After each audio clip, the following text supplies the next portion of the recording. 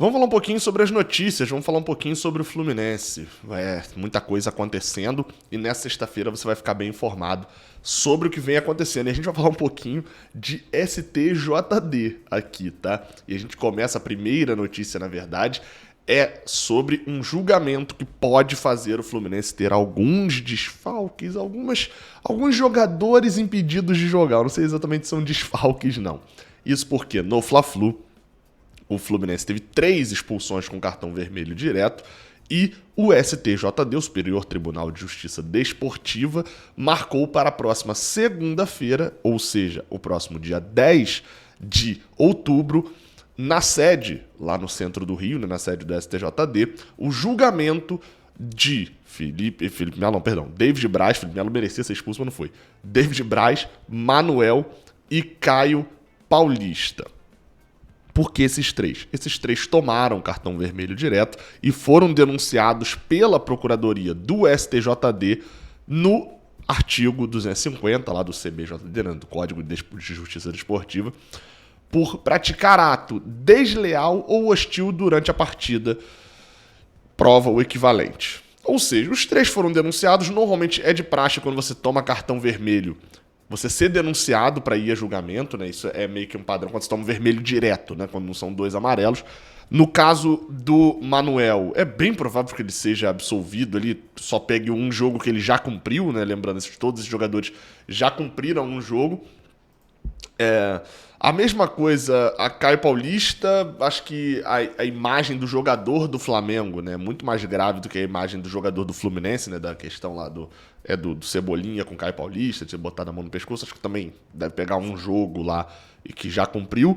Agora, o David Braz é um pouco mais sério, né, porque o David Braz ainda tem aquelas falas acusatórias dele em cima do Rafael Clausa, e esse eu tô ansioso aí pra ver, apesar de eu achar que o David Braz também não vai dar em nada. Lembrando, os três já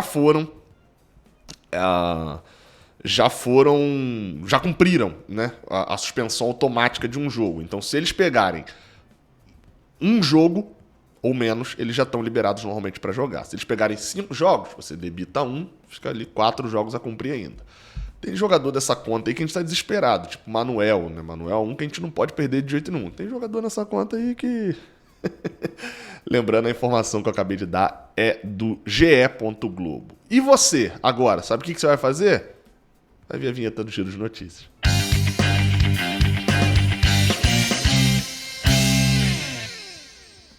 Seja bem-vindo, você guerreiro de todo o Brasil, de todo mundo. Aqui é o canal Raiz Tricolor. Eu sou Gabriel Amaral, sou jornalista por formação e sou tricolor de coração. Você já está acompanhando esse vídeo aqui, que é o Giro de Notícias, então eu sugiro que você venha aqui embaixo e se inscreva aqui no Raiz Tricolor. Que bosta.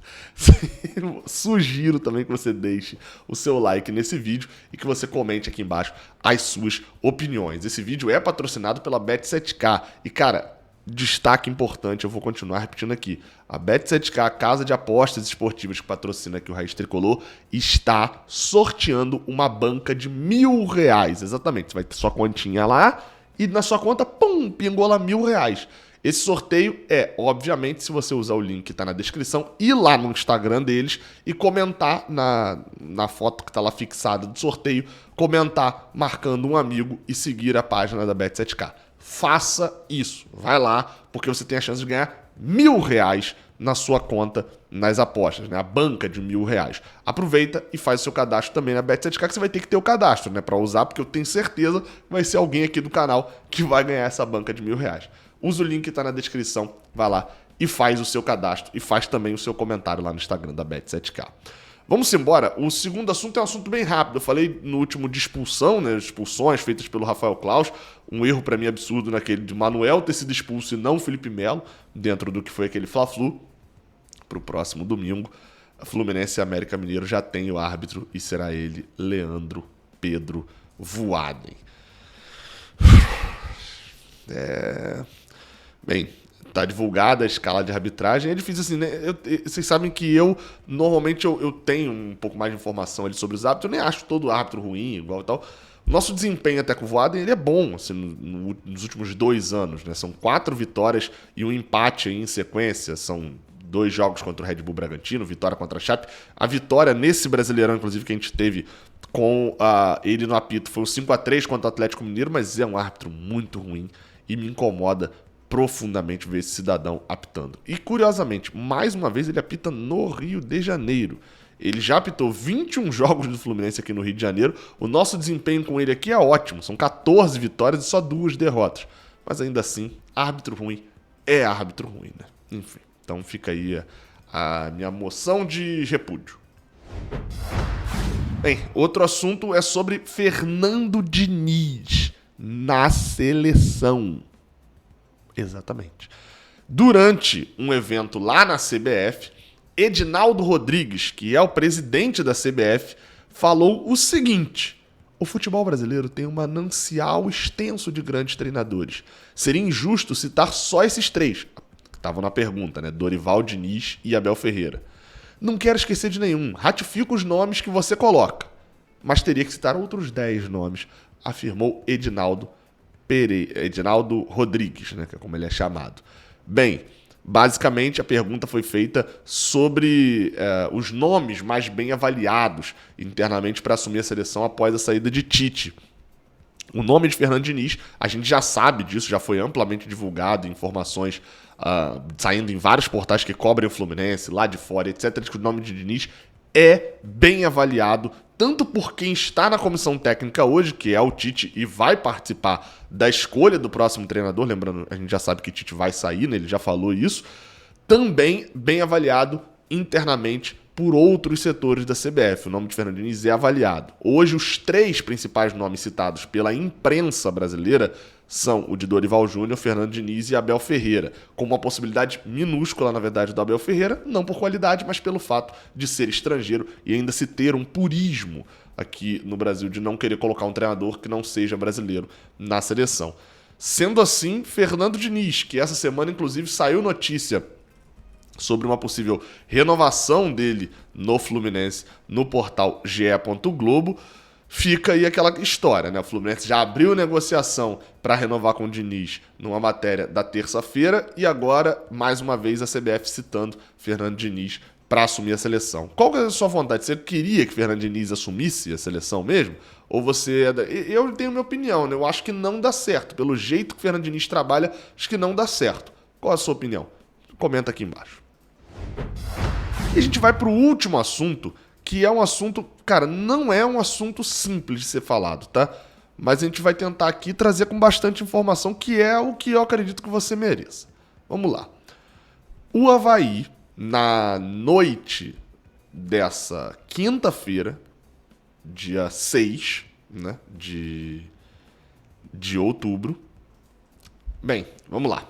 O Avaí perdeu o mando de campo para o jogo, por causa de um problema no jogo do último domingo, em que essa é uma história engraçada, né? O cabo que, enfim, alimenta ali o VAR, o cabo de fibra ótica que alimenta o VAR, foi cortado.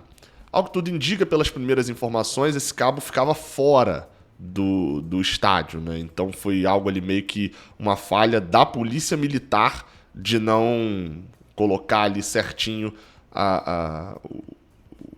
enfim, não prover ali a segurança necessária para esses cabos. Inclusive, ó, a foto tá aí na tela do cabo que foi cortado, esse cabo amarelo aí que foi cortado lá na ressacada. Inclusive, o Avaí teve um gol anulado, mas que foi bem anulado, né, no jogo. Resumindo, com isso, ele foi julgado e o STJD puniu o Avaí com a perda de um mando de campo.